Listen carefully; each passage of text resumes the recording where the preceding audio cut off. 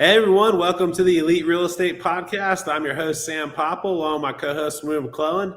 And today we're in our part two of our interview with Marcus Ellis, of a local wholesaler here in Pensacola and also part of the White Tie Rock Ensemble. So, Marcus, you currently focused on wholesaling and doing some buy and holds. Walk us through the process, when you're wholesaling, how do you find the deals, negotiate, and close these transactions? Sure. Well, thanks again for having me, guys. I had a blast on the last episode, so thanks again for having me. That's a loaded question. There's multiple ways of doing it. I mentioned in the last episode getting your data from the county, finding your pain points because you want to help people out. But I will say I have a radio ad that works very well. It is not cheap, and I do think it works well for me because of my notoriety with White Tie Rock Ensemble. So on the radio ad, I will say, "Hi, I'm Marcus Ellis, lead vocalist of White Tie Rock Ensemble, and I buy houses. Are you in foreclosure? Are you in forbearance? Have you been divorced?" So it's a whole commercial where I think my notoriety helps as well. So I get deals that way, but just marketing, whether it's social media, like what you guys are doing here with the podcast. I've had podcasts before. We have virtual assistants. Our virtual assistant is in Egypt. She's actually on the phones right now.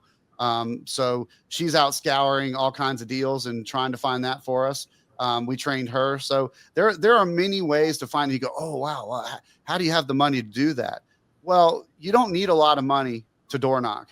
You don't need a lot of money to get on your internet and download data from the county. So it really just takes drive, and then once you have your first deal, my advice to you is don't put that down payment on that Toyota Tundra. Put your money back into your marketing so you're able to start paying people and do other things. So that's one of the, in a nutshell, how we find properties. No, that's huge. I think that with all those multiple factors kind of that you have to mull over, because every deal is different, right? Every single one of them. What are some 3 or 4 pieces of advice on how to properly evaluate that? And then what makes the deal good to wholesale versus to buy and hold? Sure. Good question. Well, first of all, be prepared, right? Because as you guys know, there's a different problem on every deal is going to pop up. Something you've never dealt with before. So you can't be thin-skinned in it, which, I mean, I'm preaching the choir. When I first started doing it, I was like, oh my gosh, this is the sky's falling. What am I going to do with this? Right. But I've learned how to be prepared that I don't know about you guys. Have you ever done a perfect deal where there never was a problem? I haven't. No. Have you? Yeah. Nah. So you have to be thick-skinned in knowing that something's going to happen. Once again, it's the experience, like it's getting in and learning, what you're looking for. But I'll always, go to every property and I thought I was taking too many pictures. I take hundreds of pictures, but I've been told by a lot of investors that I take the best pictures they've ever seen because I want you guys to get a true vision, buyers, that is, when I say you guys, buyers, I want you to see the layout of the house. I take them in order. So I start at the front, I go through the front of the house so you can see how the house is laid out. And then you need to educate yourself on what it's going to cost to renovate this house and put it back on the market. So now doing it 5 years, I can walk into a house and go, oh, this is going to take 60 grand, or this is going to take 100 grand or whatever. So you have to know that if it's going to have a roof, a rewire, windows, flooring, updates in the kitchen and bathroom, I mean, it's going to cost money. So learning how to be an expert at evaluating something really quickly is huge. And that only takes experience. So you're not going to make a walkthrough and make an educated evaluation on the first time. It doesn't happen. So you have to be patient and learn. And when you're doing that, do you have a formula or a specific sheet or how are you getting better and better every time? I did it first, but now that I know how to do it, I just go in there and I can tell, right? But I did. Sure. Yeah. I had sheets first, where it's like a rewire is going to be 15 grand or, windows are going to be 12 grand, depending on how many windows. Yeah. I think cheat sheets and workbooks and things like that are perfect to go, the first time out with it. But you said, how do I know if I'm going to wholesale it versus either fix and flip it or hold it? It just depends on the situation. What is that house worth based off how much work it needs and what I need for my business. So my business partner and I, we have 4 flips going on down where he lives in Largo, which is the Tampa area, but we wholesale up here for cash flow. So you have to have a business model. You have to have a plan and stick to it. So we do that. Does it always happen? No. I mean, there are variables that always pop up, but being prepared, having a business plan, and then becoming an expert in your field, that's my biggest form of advice. But let's say that I walk into a house that the seller doesn't want close to retail for it, and then it doesn't look like there's a lot of work. I'm going to fix and flip that thing, right? Because of what it looks like. But if I go in and there seems to be 80 grand worth of work and I don't have that kind of time to renovate it, I'm going to call my buyers that fix and flip, because many guys that fix and flip don't have time to find the properties. That's why wholesalers exist. They don't have time to manage a flip and be on a computer and managing a VA and creating marketing and all that. So that's where the wholesaling comes into play. Is, we were talking about networking on the first episode. Go out to these meetings. There's a PIG meeting here, the Professional Investors Guild. I know our friend Mike Canby has his meetings on Thursday. Like, go to these investor meetings and start meeting people and ask them what they're looking for. And then you can reverse engineer that. So if you know a guy that goes, oh, I only buy in 32505 and I only buy houses that are 50 grand or under, go find that, right? That's gold information, right? Exactly. So, if you're networking with somebody, finding out now I have 5 solid buyers and I know exactly what they want. So when I get a specific call or we find something or I door knock, I already know who I'm going to sell this to. Right. There's a lot. I mean, you guys saw iStreet that we did the deal together online, but it's very rare that my properties hit the internet because I already have built-in buyers that I know are going to take them. Yeah, because you're searching in specific criteria for that specific buyer. Yep. Or so if that house falls in your lap, that specific criteria. Sure. And so you think that's probably the best route that not even a new investor, but a seasoned investor should kind of tunnel in and focus in on? Yeah. I mean, newer seasoned, I would network. Yeah. What are you looking for? I mean, I know you guys buy land, right? So I'm not going to call you with the Creighton house that I just got because you're not going to be interested in a $100,000 flip, right? Right. So know your buyers, right? And if that has to be, if you have to take an iPad or a pad and paper to these meetings and write down Joe Blow likes only this, right? And then because if you're diligent enough, the properties will start falling in your lap. And let's get to a subject after we talk about this, that doing this is not easy. This is not a get rich quick scheme. We'll talk about that. So it takes hard work. So knowing what your buyers want, that's a huge leg up, because when that property falls in your lap, you're going to know who to market to. Exactly. Yeah, I'm so glad you said it's not easy, because my next question was going to be, so what are some of the biggest challenges that you in wholesaling, and what is, how have you overcame those? The biggest challenge is dealing with the seller, sure. Because they're going to be having a hard time. Folks aren't just going to call you up and say, buy my house for half price because they like you. That doesn't happen. There's a problem, right? So you have to be compassionate enough to know that these people are going through a hard time, and you have to sit there and you have to listen. You have to shut your mouth and let these people just unload on you what's happened to them in their lives or how they got to this point in their life. That's my gift from God, is that hey man, tell me your story. Well, you want to know my story? That guy on the phone just trying to high pressure me into selling the property, that guy in California, right?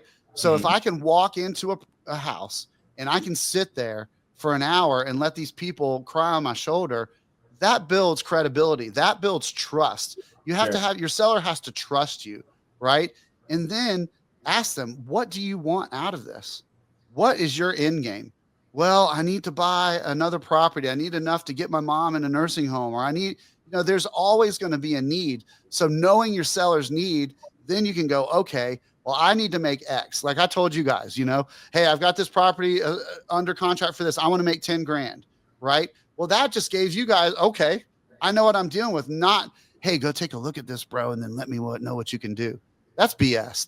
That's not going to get anything done. So to answer your question, Sam, the first problem to face and to overcome is dealing with the seller. The second is to find your buyer and not play games. Right. All my buyers know that I'm going to tell them, I got this under contract for 50 grand and I want to make 20 grand. So I'm going to sell it to you for 70. That takes so much of the time wasting out of it. Totally. Yeah. Right. And so a lot of my buyers go, okay. There's no negotiation. There's no dickering.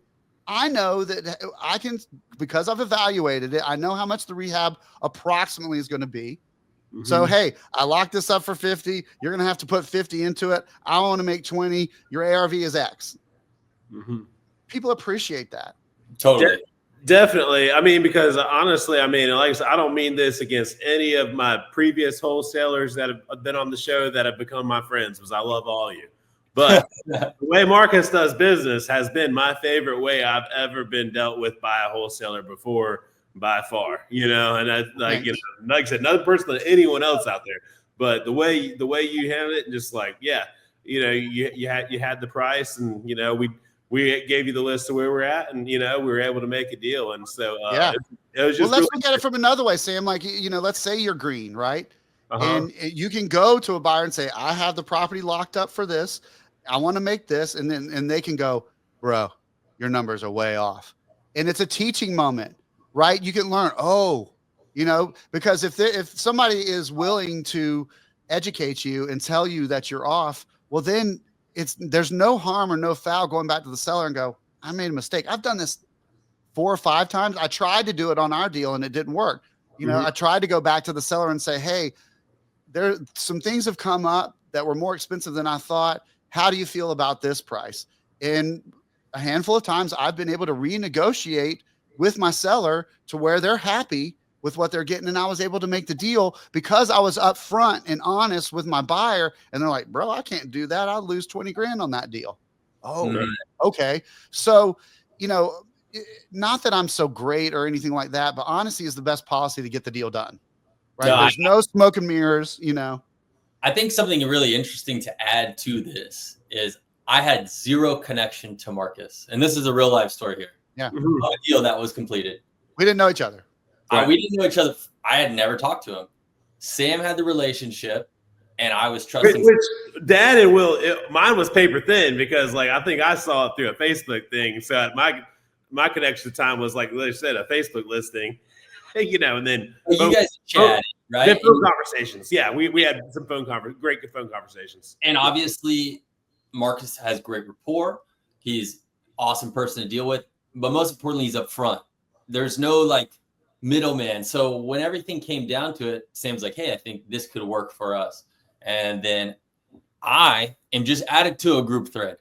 So I'm really disconnected. I don't know who these other 2 numbers are. I don't really know. And I'm just like, hey, this is probably where we can work it. And then I did some due diligence and things were much more expensive. And then we just had to go straight forward. So I had no connection with Marcus at this point. And never once was anything changed. It was amazing saying, this is where we're at. This is what has to happen. And then at first things didn't work because there was a couple things that were complex. And then we both were just kind of like, this is business.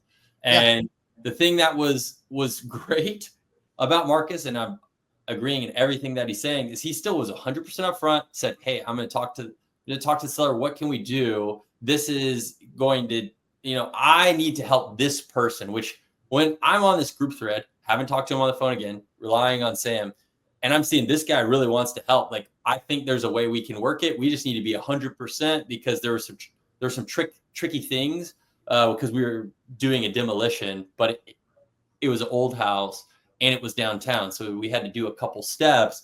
And with those, we ended up getting the deal done. And so all of that, if Marcus hadn't been up front, I don't think it would have happened. So anyone that's listening, that was just like, I'm adding 1,000% that this is made the deal happen. And I'm not privy to any type of relationship at this point. It's literally just all via text and emails. So sure.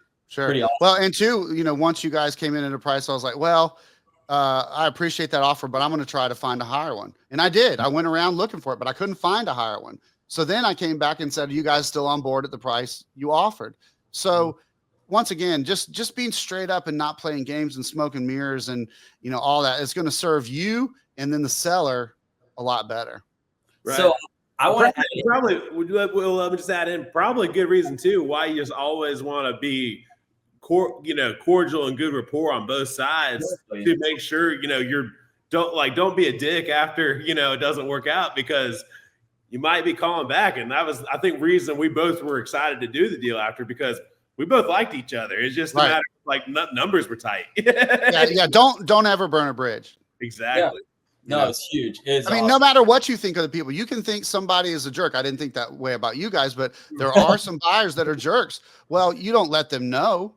Sure. You don't say. You met me on a good day, Marcus. Yeah, I mean, you may need that guy down the road, right?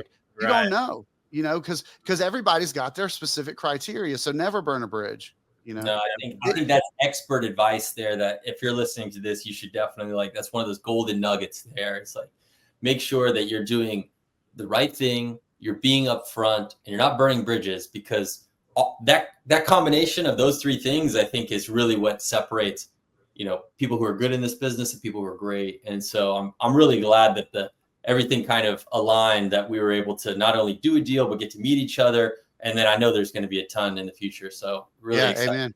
Yeah. Don't be a jerk. People don't like to work with jerks. Right. You know what I mean? And I mean, I'm a lead singer. I mean, I've got ego, man, but nobody cares. Nobody cares about that. They just care about the bottom line and the money. Right. So don't be a jerk, because nobody wants to deal with it. A lot of times, somebody will, like we were talking about, somebody will give you a deal for less money because they don't want to deal with a jerk. Yeah. They want to deal with a good person that cares and is really going to help them. So. No. And actually, I kind of want to talk a little bit about that. So getting deals sometimes just by having authenticity, by being nice, cordial, not being a jerk, right? I think that adds into a lot of elements of things way, way past one deal and building your business, and like how people respect and know who you are. So with that, I'm going to transition a little bit on where do all of these types of, I guess, traits, like if I'm maybe a listener that's a little bit nervous, like how can I get out of my comfort zone and then start really building my business, and try and do something kind of similar with what you're doing? Comes natural for you, but maybe not for others. No, I mean, it's probably not for 90% of the people doing it. Sure. It's okay if you're green to go in. And once again, people appreciate honesty to go in and say, hey, I'm new to this. I'm a little bit nervous meeting with you right now, but I'm going to try to calm down, and so I can help you, because the goal is to help you. I mean, just being straight up is what you have to do. So it's, once again, if you don't know the answer, tell them you don't know the answer. Don't lie, because they're going to catch you in it. Right. Totally. I mean, go ahead. You get it locked up, and then that lie hurts you on whatever can be done. Right. Yeah. Those are scary. Scary. And a lot of times too, I've had, buyers come and go, hey, does the seller know you're wholesaling? I'm like, well, duh. Well, man, I deal with a lot of people. The seller doesn't know that that's happening. I hate that. I mean, can you imagine? No. Well, I was even going to bring up, that, I mean, we've dealt with a ton. I mean, Will, how many people have we had try to BS us on land that you can build this or that on that? I mean, I'm like, thank God I have a BS detector like Will, just to be able to like streamline all through, like, well, no, actually it's zoned for this. You need this much road frontage. And like, I mean, he's just an encyclopedia with it. Right. Yeah. Yeah. I didn't even know the stuff Will was asking me. He's like, I don't know, man. Figure it out. I don't know. That's why the contract says buyer does due diligence. Yeah. If you're gonna ask me these questions, I'm gonna try to find out, but you find out.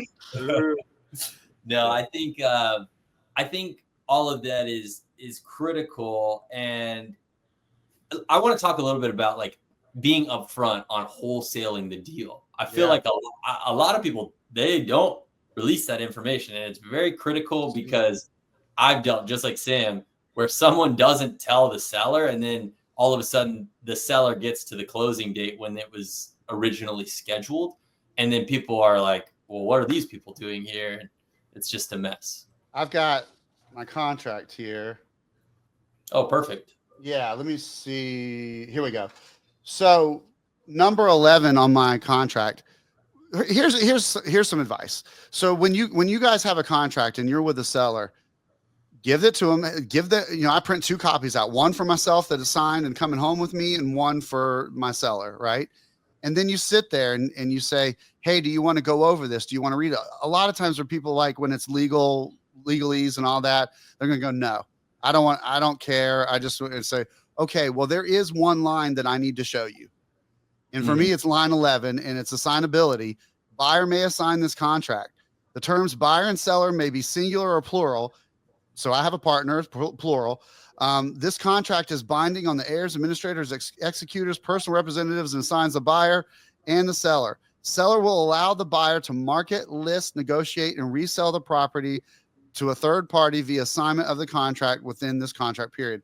I make sure that I read that to every seller, and they're going to go, what does that mean? And that says, I'm going to sell this. I'm going to sell this contract because I have people that pay me to find these houses for them so they can renovate them and flip them. I'm not doing it myself. Yeah. Oh, okay. They don't care. They don't care. Well, and then they do care when you hide it from them, and all of a sudden you're traipsing in buyer after buyer after buyer in their house, and they're like, what is this? Like, why are all these people coming in? Yeah. I know there's a lot of wholesalers who go, those are my contractors. I've been told before by a wholesaler too, hey, if anyone asks you, you are the contractor. I've been read the lies that I'm supposed to be telling them as I'm going in to look at. Yeah, don't do that. Yeah. Yeah, don't do that. I tell them like, hey, look, I'll just say nothing because I'm not going to lie to anybody, Right. The worst thing that can happen is you get in legal trouble. Usually that doesn't happen. It's your credibility. And then all of a sudden there's people, like I told you on the first episode, I got the text from the lady at a wholesaler house 2 years ago, and she just was thanking me. I'd rather have that than some attorney saying, hey man, what did you say on this? What did you do? Right. Well, so you have absolutely no concerns about someone, balking on the closing day in terms of your seller side, because, they knew the deal up front, so they never had it happen. Right. Yeah. Never had it. And the other thing, because of my band and my notoriety, golly, I've got a reputation to uphold. Sure. So, but that does go, but you can be brand new, and that goes for you too. I mean, it's your credibility and your reputation is you, 100%. you know? So there's a lot of times where I've gone and you know what? I've won deals from other wholesalers because they were unscrupulous. Yep. And in the middle of the deal, the buyer found out and called. I've had that happen a couple of times. Wow. Yeah. And that's there's so many different aspects. Like, first of all, don't snake your buddy's deals. Like, if it's under contract anyways, hopefully they're with a title agent and you can't see it. But if it's somebody from California and they're promising the moon and they're lying, man, I'm going to come in and I'm going to help these people. Like, cancel that contract right now, because what they're telling you cannot happen.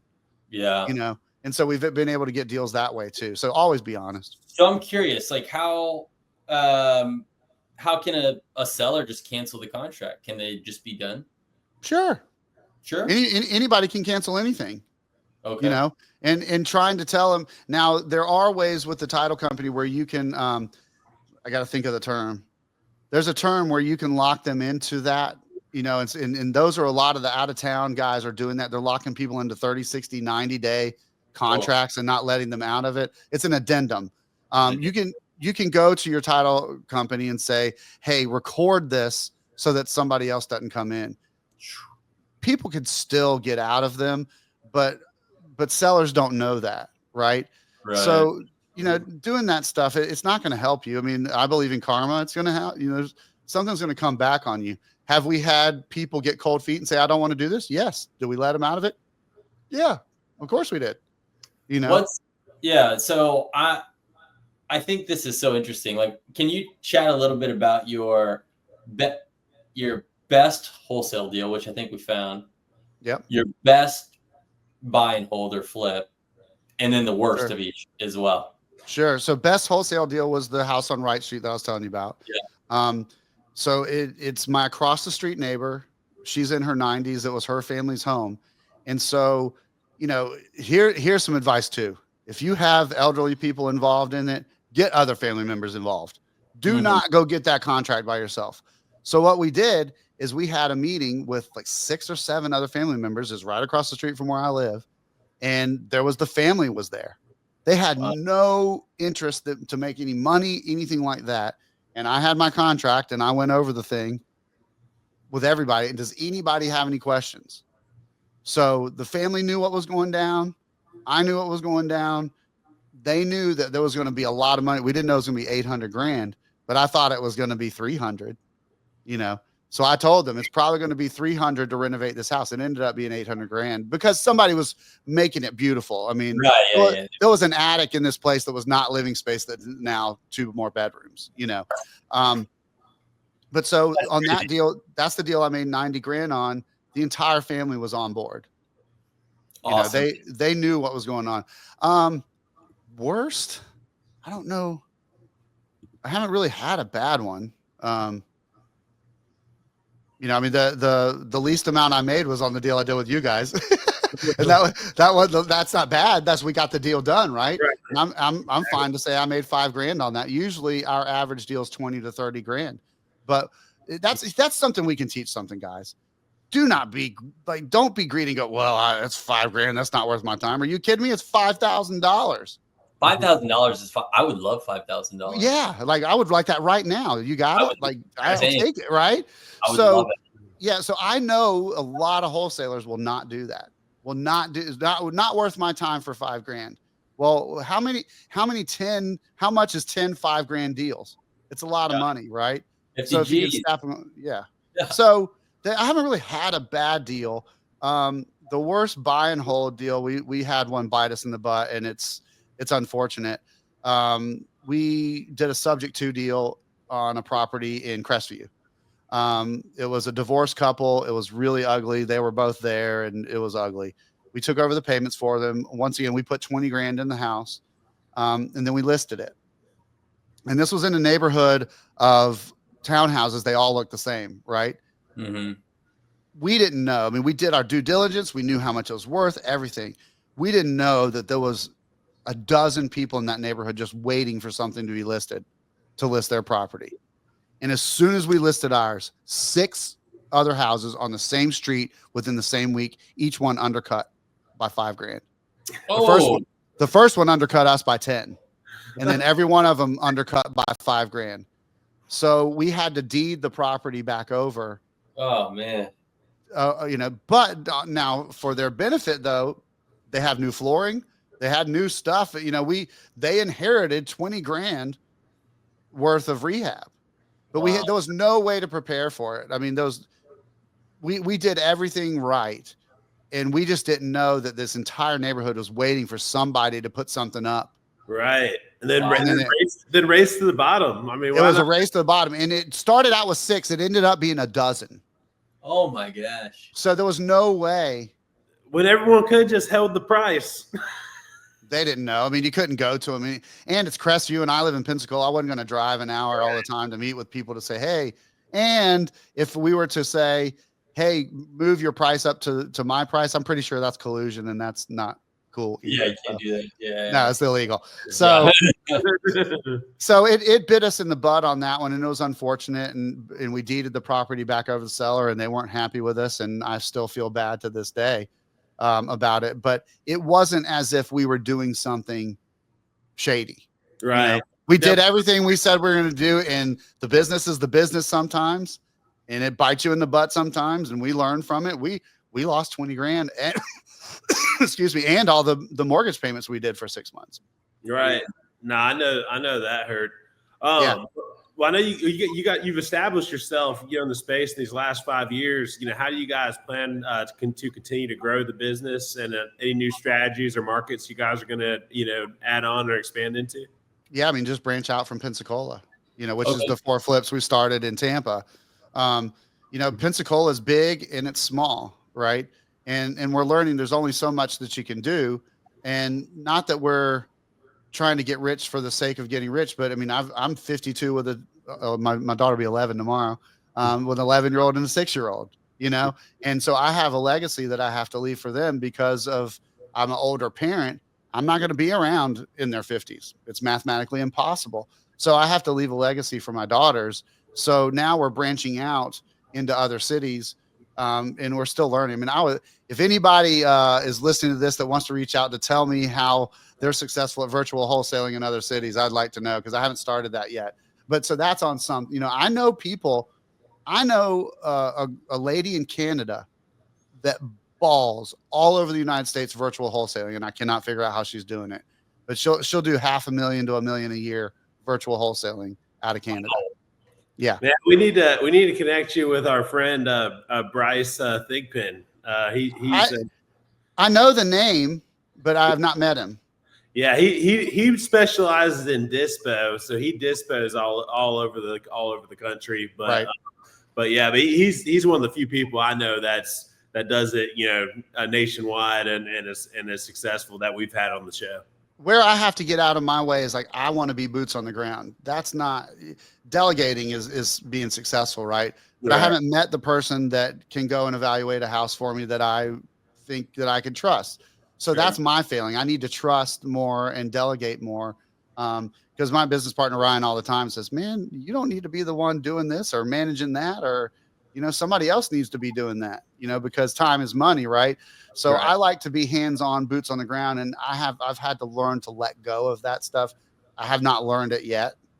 Right. But that's what I'm working on. But yeah, just to branch out in other cities and do some other things. But once again, that's hard for me to wrap my head around, because I want to go see the property instead of having somebody else do it. But that's how you do it. Right. Yeah, definitely. So, or have the seller send you pictures, Yeah, but they're not going to be good. They're not going to be what you're looking for. Yeah. No. Exactly. They know how to angle it. Yeah. Well, I mean, that's what I do. I take 100 pictures. I'm like, this corner, the middle of the corner, up here, the ceiling, it's like everybody knows with my pictures what they're going to get. I haven't found that person to do that for me yet.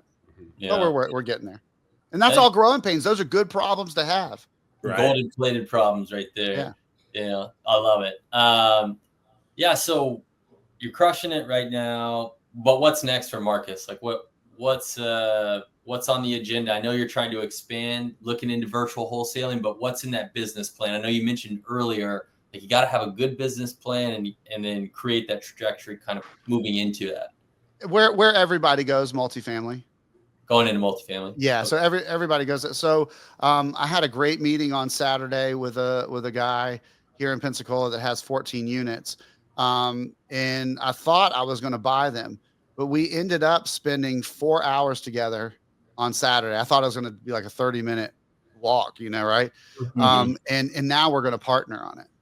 Oh, he's got 14 units, right? So my business partner and him, because this is a guy who is not as educated as we are in real estate and has 14 units that are cash flowing. Well, what can we do with that?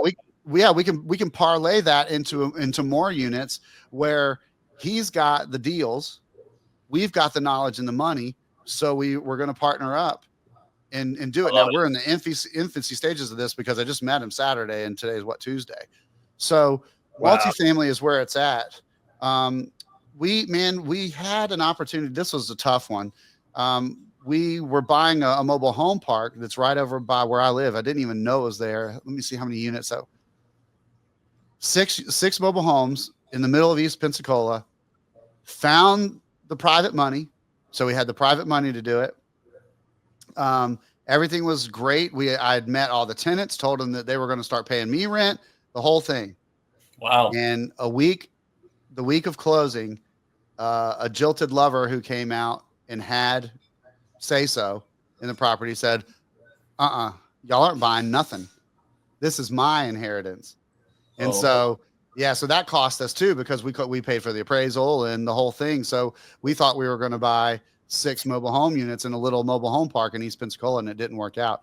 But going into that type of multifamily, whether it be, mobile homes or quads or straight up 200 unit apartment buildings, those are the targets we're going for. Dude, I love it. Marcus, you smiling. I'm like laughing at the person, because that was almost the exact same line that person coming out of a trailer telling us that was their inheritance that crushed one of our deals to going down the exact way we wanted it to go. So it's this was a couple that was married and we didn't know, and it didn't show up anywhere, and the seller didn't tell us. So it was rough, Man. because we did a lot of work on that one.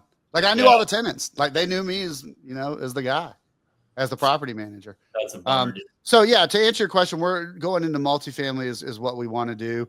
And I imagine we'll get our bumps and bruises just like in everything else, but eventually down the road, a couple of years, I hope we can be on talking to you about the 200 units we own, Yeah, I did 500. That happened. Yeah, right. I love it. That's another thing too, that my notoriety helps, but I like to say I like to use OPM, which is other people's money. There's a lot of people out there that want to put their money to work. And we deal with quite a few, private money lenders, just small stuff right now. But these people are making money off of us, where we're putting it into properties, because, if somebody goes, I don't have any money to start, well, just get out there and start going to restaurants and parties and meeting people and telling people what you're going to do. This is something, to get kind of biblical. If it's something you want to do, just go around and tell people that's what you're going to do. Speak it into existence, right?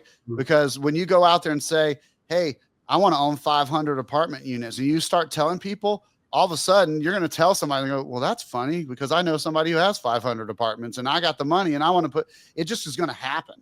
So start, and this is different than the fake it till you make it we were talking about, but just start telling people what your grand target is and let them laugh at you and let them say, oh, you can't do that, because somebody is going to one day go, oh, that's interesting, I want to do that too.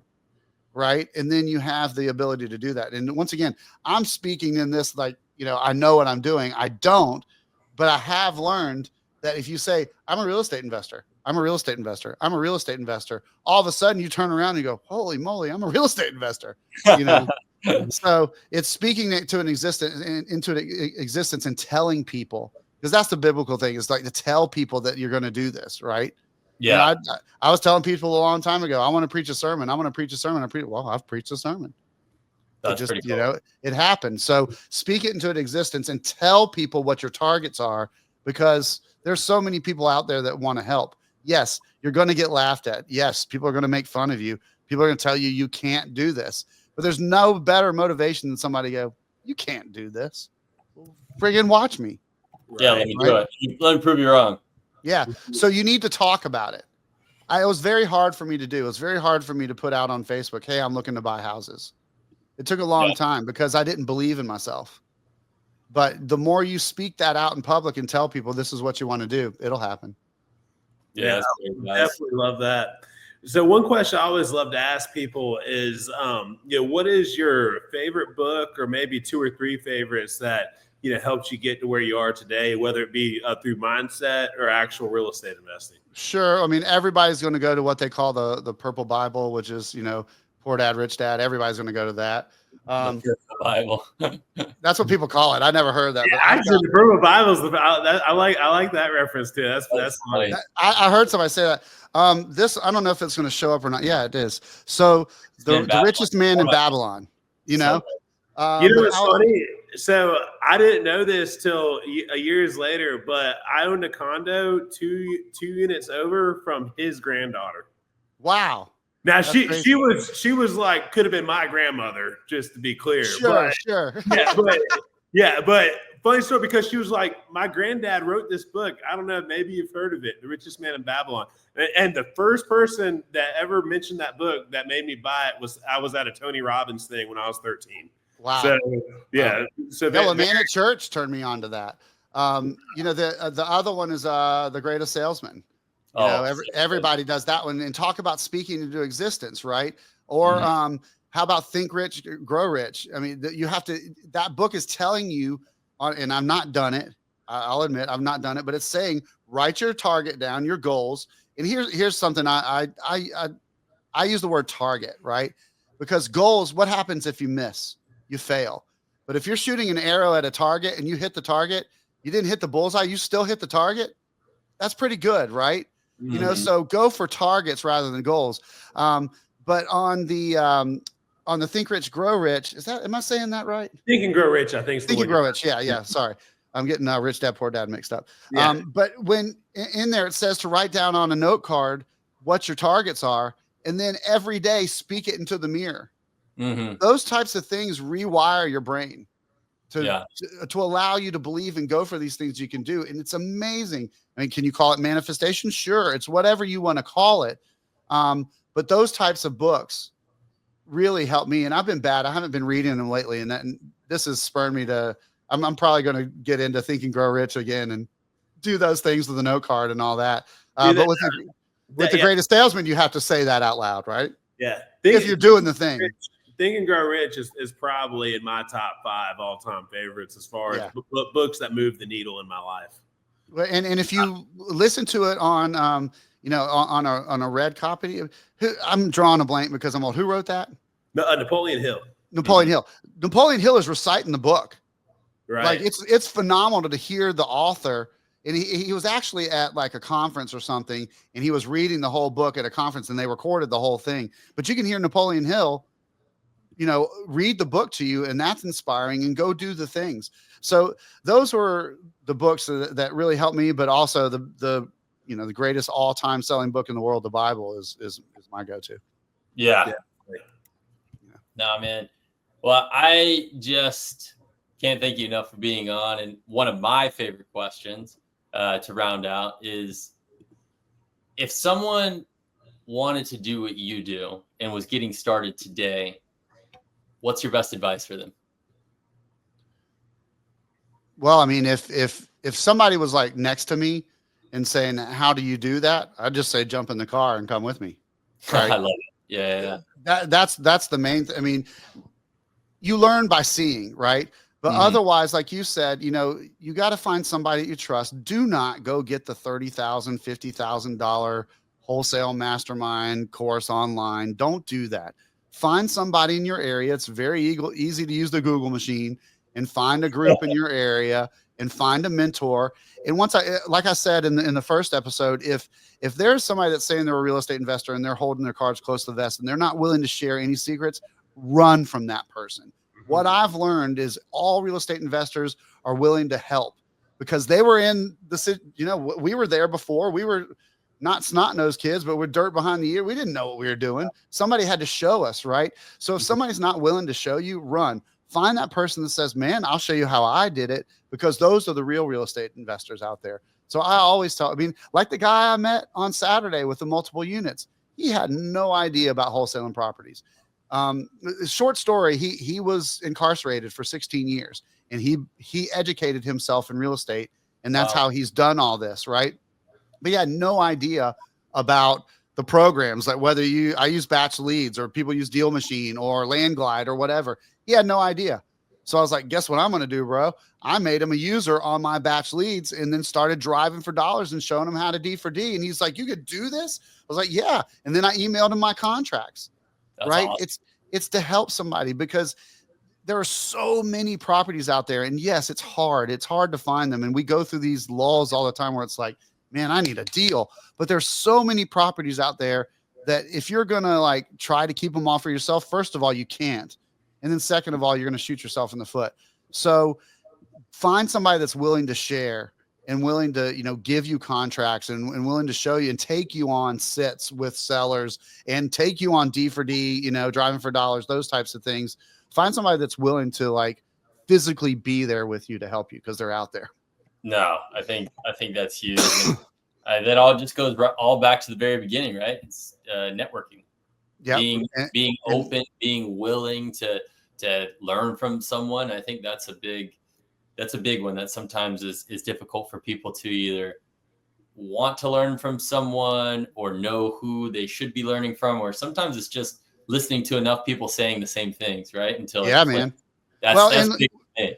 We touched on it, but be humble. Like who would you rather be with? Some guy that goes, "Yeah, I'm the baddest baller real estate investor you ever seen, but can you help me?" Or come with your hat in your hand. "I don't know anything. I want to be where you are in a few years. Can you help?" People want to help you with that. So leave your ego at the door. There's no reason to be egotistical. You don't have to be Grant Cardone. Go be your own self and ask somebody for help. Well, that's why I always like asking that rounding out question there. It's because every person that we're getting on the show, we're they're experts in what they do. And we are really grateful for your time. And I think you just hit the the head of the nail there. It's like you have to be open and willing and humble to learn. And so by doing that, it's like, what can I do to emulate you, right? Sure. You know? Well, I mean, what about athletes? They all go through, pain and hurt and get injured and learn how to do these things. You're going to take your knocks, but take your knocks, learn from them, then you'll move forward. I mean, there's nobody in this business that's unscathed. Sure. So just go take your knocks, be humble, and learn the business and keep going. Dude, man, another amazing episode. Thanks for having me, guys. Dude, I appreciate you for being on. Appreciate you for bringing us deals, for being our friend, for meeting us and hanging out, and everything you do in the community, In front of everybody, I haven't opened your spreadsheet yet because I want to sit down and do it. But we're gonna do more stuff together. But I haven't got there yet. So yeah, dude. No stress. There's more getting on there every day. Talk about driving for dollars. That's what we're doing. I think we have 74 more lot deals coming in that I'm adding to that sheet. So, yep. Well, Matt, where can people follow you, learn more about your real estate work, or bring you deals, or then also get tickets to the White Tie Rock Ensemble? Sure. So, I mean, to find me, the old ways are easy: Facebook, Instagram, that sort of thing. My website for my business is debuysHouses.com.